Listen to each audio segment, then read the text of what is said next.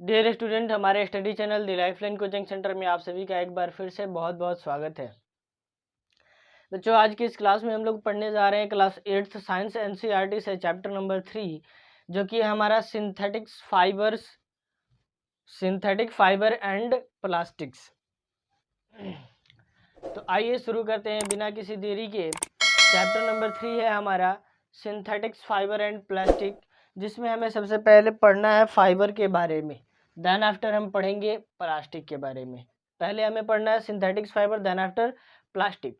ठीक है, तो चलिए, जैसे कि आप देख सकते हैं कि फाइबर जो होते हैं दो तरह के होते हैं। कैसे कैसे भाई? तो एक नेचुरल फाइबर होता है और दूसरा जो है हमारा सिंथेटिक्स फाइबर होता है।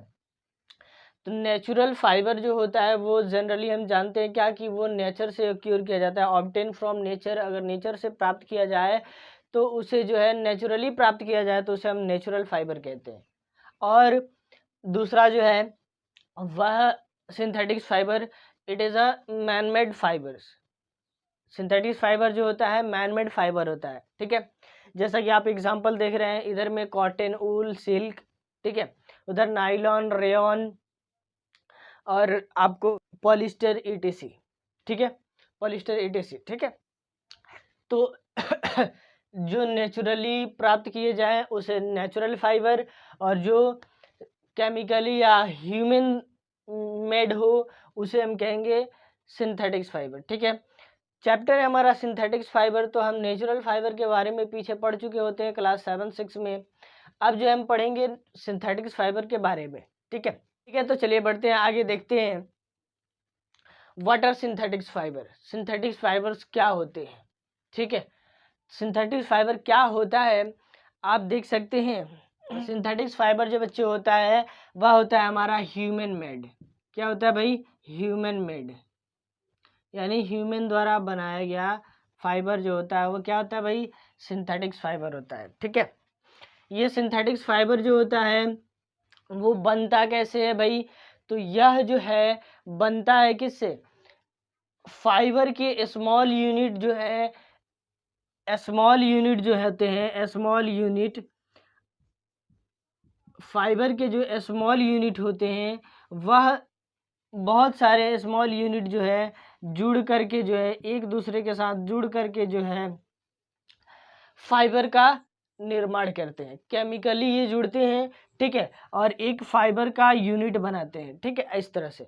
अब ये दो तरह से जुड़ते हैं, इसको हम कहते हैं लीनियर लिंकेड, यानी ये लीनियरली जुड़े हुए हैं। ठीक है, और कुछ जो है क्रॉस ऐसे जुड़ते हैं।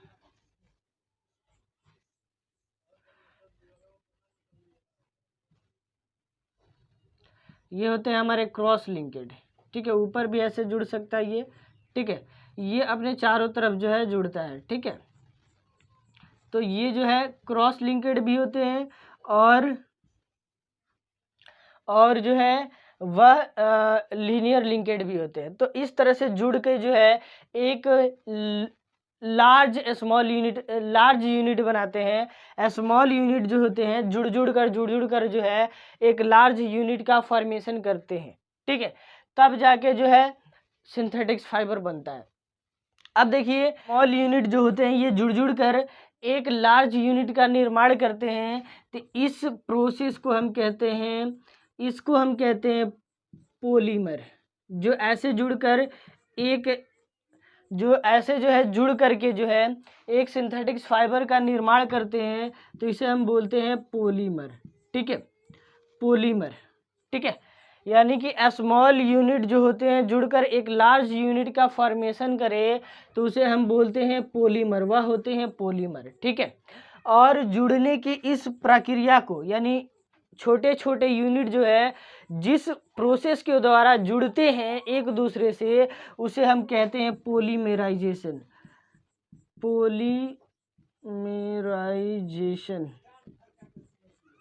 ठीक है, जिस प्रोसेस के द्वारा ये स्मॉल यूनिट जो है एक दूसरे से जुड़कर एक लार्ज यूनिट का फॉर्मेशन करते हैं, उस प्रोसेस को हम कहते हैं पॉलीमेराइजेशन। ठीक है, ये जुड़ते हैं, जुड़कर एक लंबा चैन बनाते हैं, उसको हम बोलते हैं पॉलीमर। जिस प्रोसेस के द्वारा जुड़ते हैं उसको हम बोलते हैं पॉलीमराइजेशन। ठीक है, और देखिए ये स्मॉल यूनिट जुड़ जुड़ करके जो है एक लार्ज यूनिट का निर्माण करते हैं, तो यही एक स्मॉल यूनिट जो होता है वह कहलाता है मोनोमर। ठीक है, स्मॉल यूनिट जो होता है वह कहलाता है मोनोमर। कोई दिक्कत है इसमें? सिंथेटिक फाइबर ह्यूमन मेड होता है। ये बनता कैसे है? तो फाइबर के स्मॉल यूनिट जो है एक दूसरे से जुड़ जुड़ कर या जुड़ जुड़ करके जो है एक फाइबर लार्ज यूनिट का निर्माण करते हैं, जिसे हम कहते हैं पॉलीमर। ठीक है, और इस तरह से जो है बनता है सिंथेटिक फाइबर। और जिस प्रोसेस के द्वारा ये स्मॉल यूनिट एक दूसरे से जुड़ते हैं उसे हम कहते हैं पॉलीमराइजेशन। ठीक है, और इस स्मॉल यूनिट को अकेले जो हम कहते हैं क्या? मोनोमर। याद रहेगा? याद रहेगा। चलिए बढ़ते हैं, थोड़ा सा आगे देखते हैं। जैसे कि आप यहाँ पे देख रहे हो, एग्जाम्पल के तौर में कह रहा है cellulose is made by glucose unit. Glucose unit से जो है सेलुलोज बना होता है। ठीक है, चलिए आगे हम बढ़ेंगे, देखेंगे टाइप्स ऑफ सिंथेटिक्स फाइबर। क्या देखेंगे? Types of synthetics fibre. चलिए अब हम देखेंगे types of synthetics fibre. Types of synthetics fibre में कह रहा है सबसे पहले रायोन। पहला क्या भाई? रेयोन है हमारा, है ना, रेयोन। रेयोन में रेयोन जो होता है ये, इसको जो हम ना आर्टिफिशियल सिल्क भी बोलते हैं। आर्टिफिशियल सिल्क बोलते हैं, आर्टिफिशियल सिल्क भी हम इसे बोलते हैं। याद रखेंगे, इसे जो है हम आर्टिफिशियल सिल्क बोलते हैं। क्यों बोलते हैं भाई आर्टिफिशियल सिल्क? ठीक है, क्योंकि ये जो है मैन मेड होता है। ठीक है, बट इस ये फुल्ली मैन मेड कहते हैं कि ये फुल्ली सिंथेटिक्स नहीं होता है, क्योंकि जो है इसमें नेचुरल रॉ मटेरियल यूज किया जाता है। जैसे कि वुड पल्प, वुड पल्प के केमिकली ट्रीटमेंट से जो है रेयन का फर्मेंटेशन होता है ना, फॉर्मेशन होता है रेयन का। किससे भाई? वुड पल्प के जो है केमिकली ट्रीटमेंट से रेयन बनता है। ठीक है, जैसे आप देख रहे हो। ठीक है, इसे हम आर्टिफिशियल सिल्क भी बोलते हैं। It is a first artificial silk, ये भी याद रखेंगे। यह जो है हमारा फर्स्ट आर्टिफिशियल सिल्क है। ठीक है, क्या है भाई? फर्स्ट आर्टिफिशियल सिल्क है। ठीक है, और इसकी बात किया जाए तो ये जो होता है लेस एक्सपेंसिव होता है। ये सिल्क जो होता है रायन यानी आर्टिफिशियल सिल्क जो होता है, नेचुरल सिल्क के अकॉर्डिंग, नेचुरल सिल्क से जो है ये सस्ता होता है, लेस एक्सपेंसिव होता है, यानी कि चीपर होता है। किससे भाई? नेचुरल सिल्क से। ठीक है, ये नेचुरल सिल्क से आर्टिफिशियल सिल्क जो है सस्ता होता है। ठीक है, इसको जो है अलग अलग कलरों में इसको हम रंग सकते हैं इजिली। ठीक है, ये जो होते हैं मिक्स, अगर इसी आर्टिफिशियल सिल्क यानी रेयन को जो है, अगर हम रेयन को जो है कॉटन के साथ मिक्स करते हैं, किसके साथ भाई? कॉटन के साथ, और तो इससे हम रेयन और कॉटन को मिलाकर हम बीड शीट बनाते हैं। क्या बनाते हैं भाई? बेड शीट हम बनाते हैं। ठीक है, अगर इसी रेयन को अगर हम ऊल के साथ मिला दें, तो ऊल के साथ मिला करके जो है हम इसे कारपेट बना लेते हैं। ठीक है, तो इसका यूज कहाँ कहाँ हो जाता है भाई? तो बेडशीट बनाने में, कारपेट बनाने में, जैसे आप देख भी रहे हो। ठीक है, और भी इसका यूज है रेयन जो होता है जैकेट बनाने में, शॉल बनाने में। ठीक है, और आपको क्या कहते हैं? स्लैक्स बनाने में, टाइज बनाने में, टायर्स, जो टाका हम कहते हैं ना, वो मेडिकल में जो यूज होता है टाका, वो भी हमारा रेयन से ही बनता है। फोटोग्राफी फिल्म बनाने में इसका जो मेडिकल पर्पज में भी रेयन का यूज होता है। इसका मतलब क्या है? टायर्स और फोटोग्राफी फिल्म बनाने के यूज में आ रहा है, मीन्स कि ये रेयन जो है यह मेडिकली यूज में भी आता है। ठीक है, आई होप कि रेयन में कोई समस्या नहीं है। चलिए बढ़ते हैं आगे। सेकेंड हमारा है क्या भाई? नायलॉन। ठीक है, क्या है? नायलॉन। ये नायलॉन जो होता है ना बाबू, ये फर्स्ट फुल्ली सिंथेटिक्स फाइबर है। ये फर्स्ट फुल्ली सिंथेटिक्स फाइबर है, याद रखोगे। फर्स्ट फुल्ली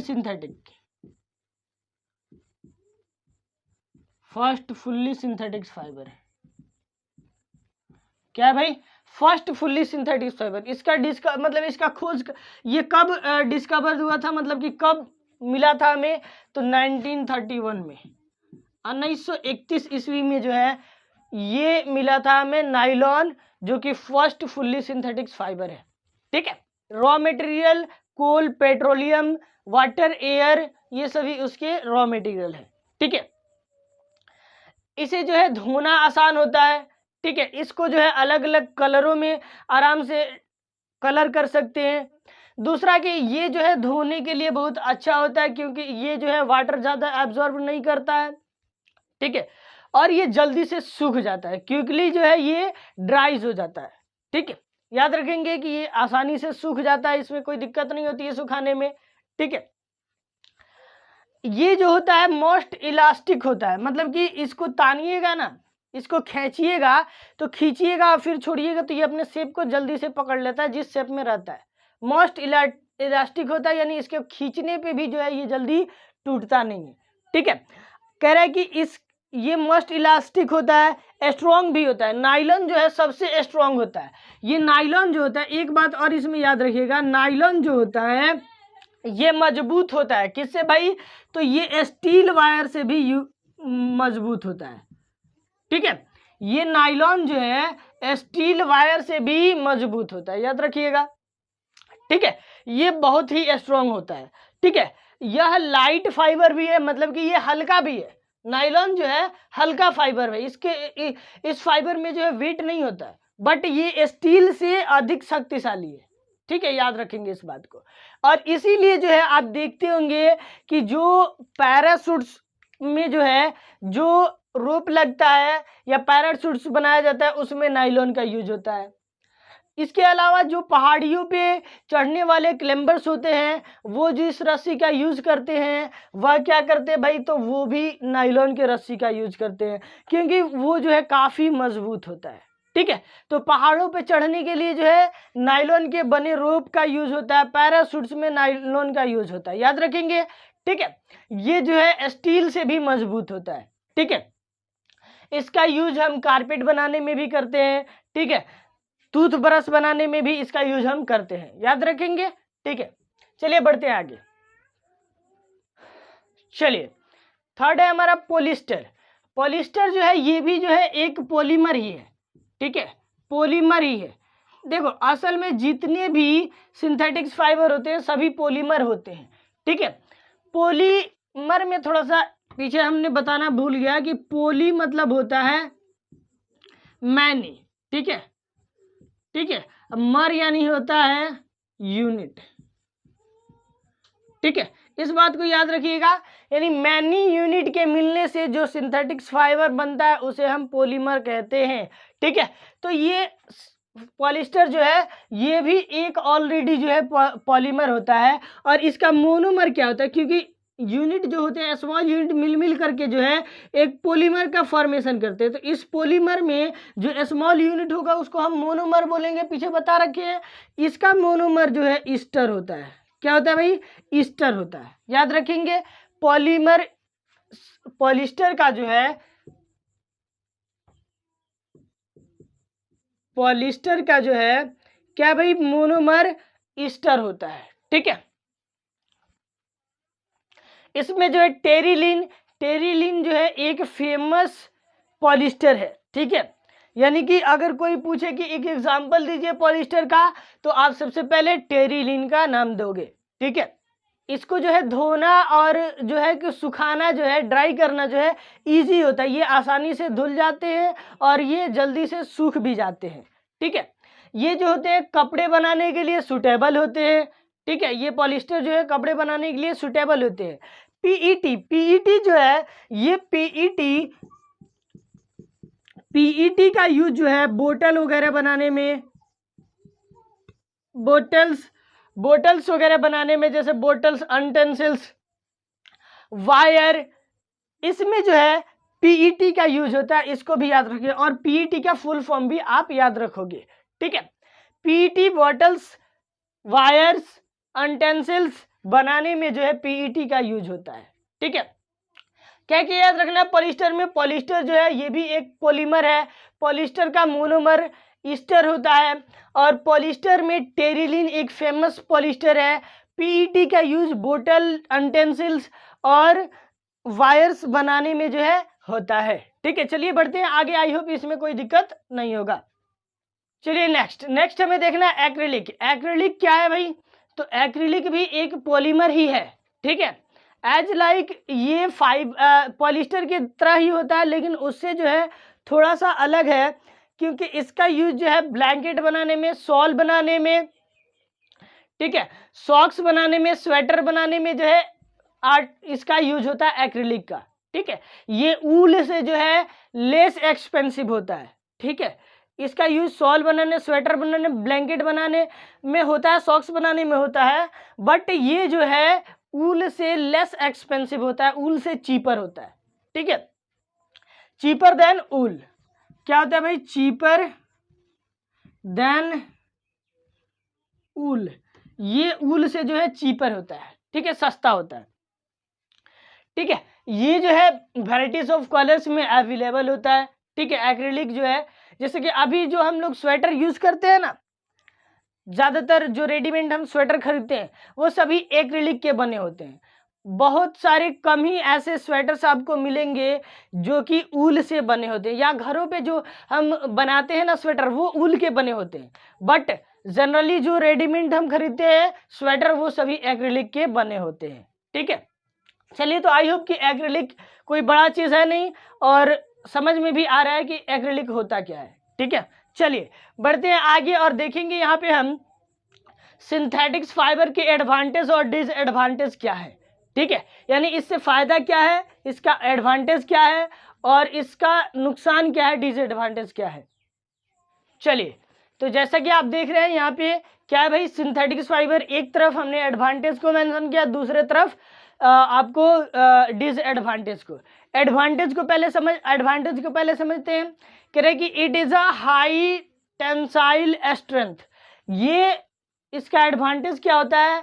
इसका टेंसाइल स्ट्रेंथ जो होता है बहुत अधिक होता है, क्योंकि इसको खींचने पे ये जल्दी से टूटता नहीं है। ठीक है, यानी कि ये मजबूत होता है। ये डू नॉट रिंकल्ड, ये जल्दी खराब नहीं होता है, इसमें धब्बे नहीं पड़ते हैं जल्दी। ठीक है, आगे कह रहा है कि easily regain their original shape. ये जो है अपना ओरिजिनल शेप जल्दी से प्राप्त कर लेते हैं। ये क्या होता है भाई? सॉफ्ट होता है, मुलायम होता है, और इजिली स्ट्रेच होता है, इसको खींचने पे आसानी से खींच जाता है। ठीक है, पांचवा कह रहे हैं कि ये जो है ड्यूरेबल होता है। ठीक है, और ये चीपर देन नेचुरल फाइबर होता है, यानी नेचुरल फाइबर से जो है सिंथेटिक्स फाइबर जो है सस्ता होता है और ड्यूरेबल होता है। ठीक है, वही इसके डिसएडवांटेज की बात किया जाए, एडवांटेज क्या है? ये नमी को एब्जॉर्ब नहीं करता है, यानी कि जब नमी को एब्जॉर्ब नहीं करेगा मीन्स कि इसमें जो है हमें गर्मी ज़्यादा फील होगा, और जिसके कारण जो है वह क्या करता है भाई, समर सीजन में हमें अनकंफर्टेबल फील करता है, हम जो है उसको अनकंफर्टेबल फील करते हैं। ठीक है, तो आप देख भी रहे हैं क्या कह रहे हैं भाई, अनकंफर्टेबल इन समर सीजन। ठीक है, समर सीजन में जो है ये अनकंफर्टेबल हो जाता है। ठीक है, ये फायर जो है तेजी से पकड़ता है, इसीलिए कहा जाता है कि रसोई में कभी भी जाएं तो सिंथेटिक्स फाइबर के बने कपड़ों का इस्तेमाल न करें, यानी पहनकर काम न करें। खास करके उसमें पॉलिस्टर के कपड़ों का जो है इस्तेमाल नहीं करना चाहिए किचन में जाते समय। ठीक है, क्योंकि ये फायर को जो है रैपिडली, बहुत ही तेजी से कैच करते हैं। ठीक है, और ये मेल्ट भी होते हैं। ठीक है, तो जब कोई सपोज दैट कि हम सिंथेटिक्स फाइबर का कपड़ा यूज कर रहे हैं और ये मेल्ट होता है, हम रसोई में काम कर रहे हैं और वो जब मेल्ट होगा तो ये कपड़ा जो है अगर ये गलेगा तो ये हमारे स्किन पे चिपक जाएगा। देन आफ्टर जब उसको छुड़ाया जाएगा तो हमारा चमड़ा जो है, स्किन जो है वो छिल सकता है, डैमेज हो सकता है, डैमेज हो जाएगा, जिसके कारण जो है ये है हमें कष्ट में डाल सकता है। ठीक है, तो इसलिए कहा जाता है कि ये जो है इस तेजी से आग पकड़ता है, इसलिए जो इसको पहनकर किचन में नहीं जाना चाहिए। ठीक है, और भी इसके डिसएडवांटेज है क्या भाई, कि ये आसानी से प्रेस भी नहीं होता, यानी आयरन इस्त्री नहीं होता है इजिली। ठीक है, दूसरा इसको मेंटेन करने में भी ये इजिली जो है मेंटेन नहीं हो पाता है, और ये जो है मेल्ट होता है क्विकली, ये जल्दी से गल जाता है। ठीक है, याद रखेंगे एडवांटेज और डिसएडवांटेज, इसमें कोई समस्या नहीं होगा आई थिंक। ठीक है, चलिए बढ़ते हैं आगे और देखेंगे यहाँ पे हम अब पढ़ेंगे हम प्लास्टिक्स क्या होता है। ठीक है, ये था हमारा क्या भाई, ये था हमारा सिंथेटिक फाइबर। अब हम पढ़ेंगे प्लास्टिक। चलिए देखो बच्चों, प्लास्टिक जो है ये भी एक हमारा पॉलीमर है। क्या है भाई, पॉलीमर है, पॉलीमर है। ठीक है, ये भी हमारा एक पॉलीमर है। कौन भाई, प्लास्टिक जो है ये भी हमारा क्या है, पॉलीमर है। ठीक है, अब प्लास्टिक जो है क्लासिफाइड हो जाता है किस तरह से भाई, तो दो तरह के प्लास्टिक होते हैं। एक होता है थर्मोप्लास्टिक, ठीक है, एक होता है थर्मोसेटिंग प्लास्टिक। थर्मोप्लास्टिक क्या होता है, थर्मोसेटिंग प्लास्टिक क्या होता है, आइए समझते हैं। ठीक है, जैसे कि आप देख रहे हो कि कह रहा है कि थर्मो का मतलब क्या होता है भाई, गर्मी, जो गर्म करने से जो है पिघल जाए। ठीक है, पिघल जाए उसको हम कहते हैं थर्मोप्लास्टिक।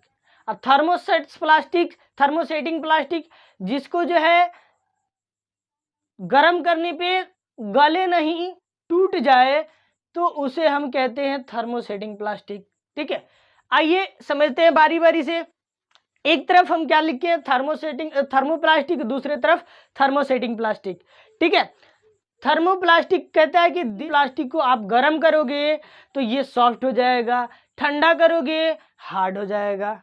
ठीक है, वहीं पे थर्मोसेटिंग प्लास्टिक कहता है कि इसको गर्म करने पे ये सॉफ्ट नहीं होता है।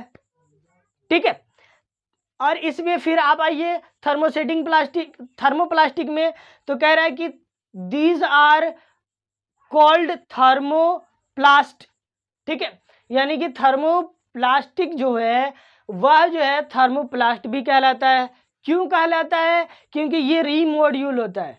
ठीक है, रीमोल्ड्यूल्ड होता है, मीन्स को जो है इसे गला करके बार बार गला करके जो है नई चीजें बनाई जा सकती हैं। ठीक है, यानी उसको गला दिया जा सकता है बार बार से। ठीक है, इसलिए जो है ये थर्मोप्लास्ट होता है। जबकि थर्मोसेटिंग प्लास्टिक जो है एक बार बन गया दोबारा वो नहीं बन सकता है। ठीक है, और इसलिए जो है उसे हम थर्मोसेट प्लास्टिक कहते हैं, ये कांट रीमोल्ड्यूल्ड होता है। ठीक है, थर्मोप्लास्टिक के जो है जो पॉलीमर होते हैं वह लीनियर लिंकेड होते हैं, यानी कि इस तरह से जुड़े होते हैं।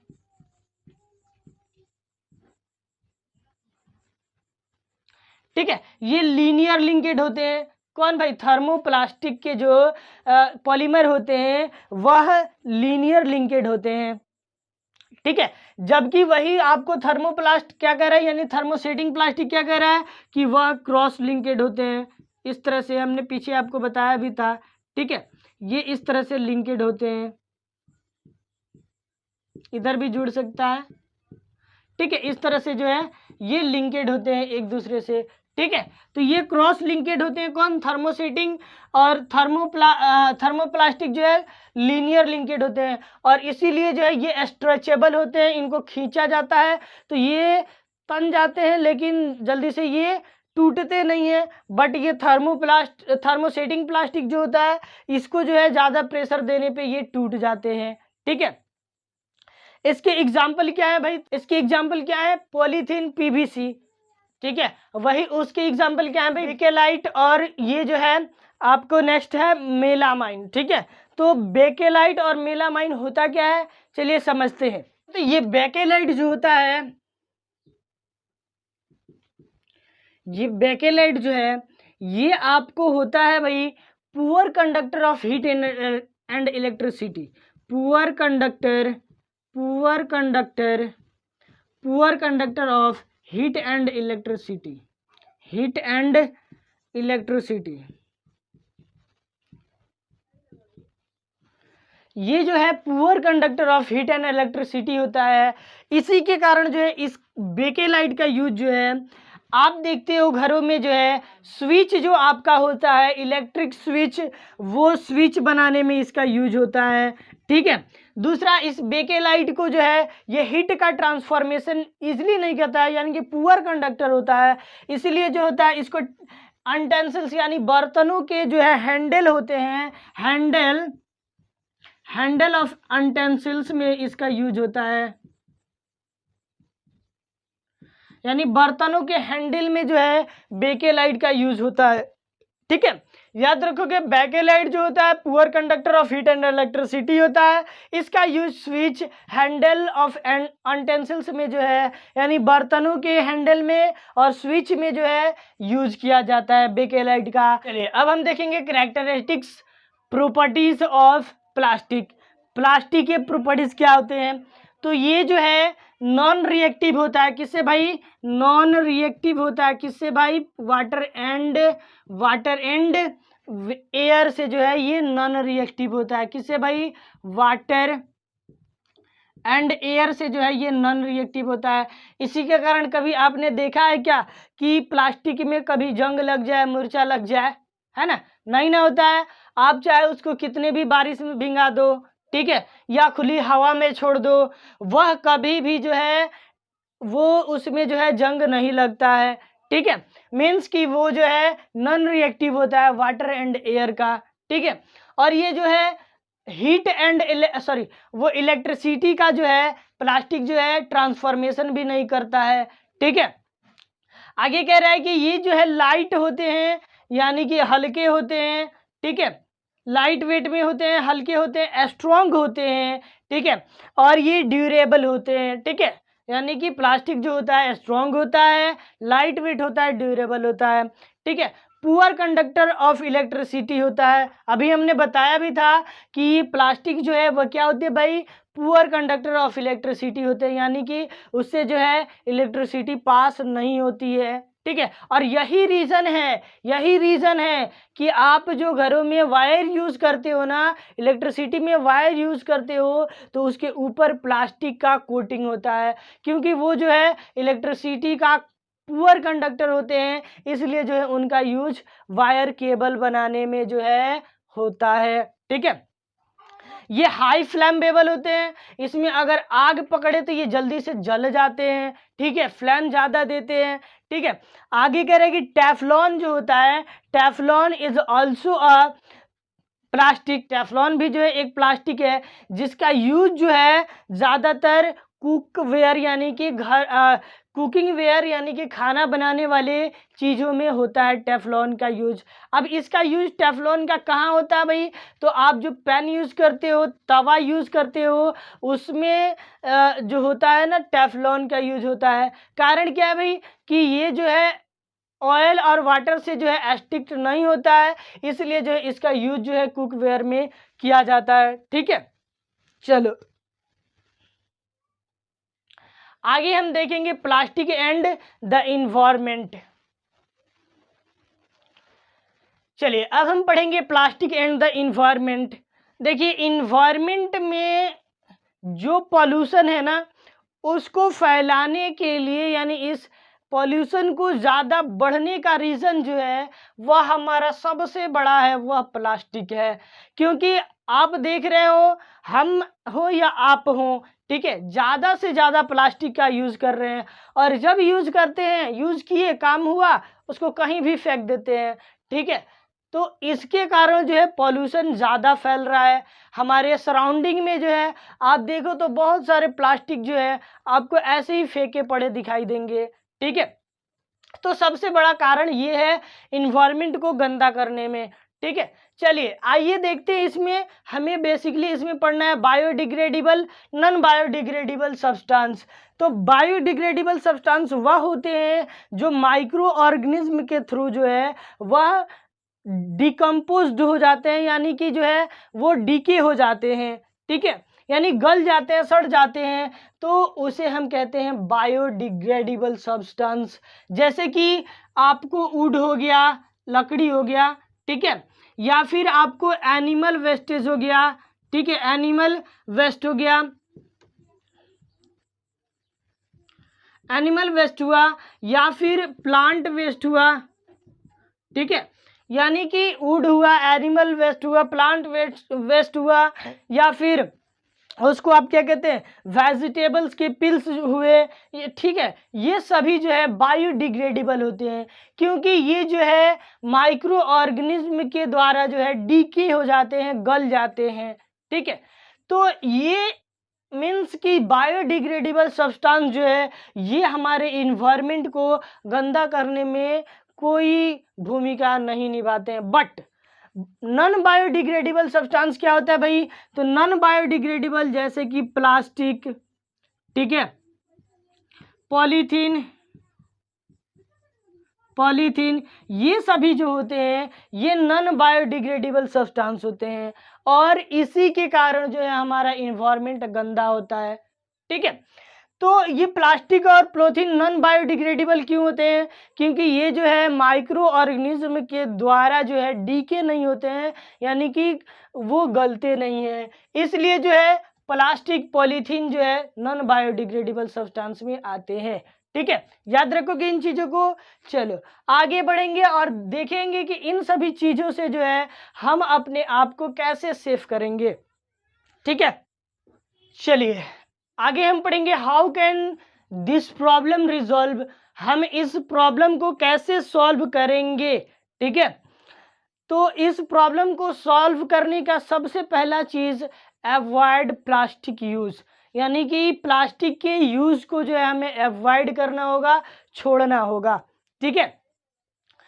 और जहां हम प्लास्टिक के बैग, पॉलीथीन बैग यूज करते थे, वहां पे हमें जूट के बने बैग का यूज करना होगा, ठीक है। दूसरा कि इस प्लास्टिक बैग का अगर हम यूज भी कर रहे हैं तो इसको जहां तहां रास्ते पे नहीं फेंकेंगे, ठीक है। तब और इसी प्लास्टिक बैग का हम रीयूज करेंगे, बार बार इसको यूज करेंगे। सपोज दैट कि एक बार हमने एक प्लास्टिक लाया बाजार से, कुछ सामान लेके आए, ठीक है, और उस सामान को घर में रख दिया, फिर अगर हमें बाजार जाना हो तो हम उसी प्लास्टिक को घर से लेके जाएं, ताकि जो है उधर से फिर हमें एक नए प्लास्टिक को लेके आने की ज़रूरत ना हो, ठीक है। या फिर वो प्लास्टिक जो हम मार्केट से लाए उसमें किसी और चीज़ को रखें, जैसे कि घर के वेस्टेज हो गए, वेस्टेज को रखे जाके जो है डस्टबिन में डालें, फिर उसको लेके आए, फिर जो है ऐसे जो है उसका हमें बार बार यूज़ करना होता है, ठीक है। तब जो है हम इस प्रॉब्लम को रिजॉल्व कर सकते हैं। नॉन बायोडिग्रेडेबल सब्सटेंस का जो गलत यूज़ हो रहा है उसको हम सॉल्व कर सकते हैं, ठीक है। और इसमें एक और भी चीज़ है कि हमें जो है बायोडिग्रेडेबल और नॉन बायोडिग्रेडेबल सब्सटेंसेस को जो है अलग अलग सेपरेट करना चाहिए, अलग अलग कलेक्ट करना चाहिए। वेस्टेज जो भी बनते हैं घरों में, नॉन बायोडिग्रेडेबल हो या बायोडिग्रेडेबल हो, उसको हमें क्या करना चाहिए भाई, अलग अलग जो है सेपरेटली रखना चाहिए, ठीक है, ठीक है। आगे मैं इसमें बताऊं, अब इसको अलग अलग क्यों रखेंगे भाई? तो बायोडिग्रेडेबल जो होंगे उसको हम डिकम्पोज कर देंगे, यानी डीके कर देंगे माइक्रो ऑर्गेनिज्म के थ्रू, और जो नॉन बायोडिग्रेडेबल होंगे उनको गला करके फिर से जो है, जैसे कि आप जानते हो कि जब आप प्लास्टिक बेचते हो कबाड़ी वाले से, तो वो कबाड़ी वाला क्या करता है, उस प्लास्टिक को ले जाता है और उसे गला करके जो है पुनः दूसरा सब्सटेंस बना देता है, टॉयज बना देता है, कुर्सी बना देता है ना। तो ये तरह तरह के सामान जो है सब्सटेंस जो है वो बना देता है उसको फिर से गला करके, इसलिए जो है हम उसको सेपरेटली अगर कलेक्ट करते हैं तो वो फिर से रीयूज हो जाता है, ठीक है। और इसका मेन, इसमें जो है इससे बचने का सबसे बड़ा चीज़ क्या है, आप 5R को फॉलो करो। 5R क्या होता है? तो उसको जो है आप रिड्यूस करो, प्लास्टिक का रिड्यूस करो, यानी कि उसको कम यूज करो, रीयूज करो, उसको बार बार यूज करो, रिसाइकल करो, उसको एक बार यूज करो फिर उसको ले जाकर गला करके फिर दूसरा प्लास्टिक बना लो, ठीक है। रिकवर, उसको रिकवर करो, ठीक है, और रिफ्यूज, उसका रिफ्यूज करो, ठीक है। तो इस तरह से 5R का यूज करके जो है हम इस प्रॉब्लम को सॉल्व कर सकते हैं, ठीक है। तो आई होप कि अब आपको समझ में आ चुका है कि कैसे जो है हमें हम इस नॉन बायोडिग्रेडेबल सब्सटेंस का रिजॉल्वेशन कर सकते हैं, ठीक है, यानी कि इसको सॉल्व करते हैं, इस प्रॉब्लम को कैसे हम सॉल्व कर सकते हैं। आई होप कि अब आप समझ चुके हैं। चलिए तो इसी के साथ होता है आपका चैप्टर ख़त्म।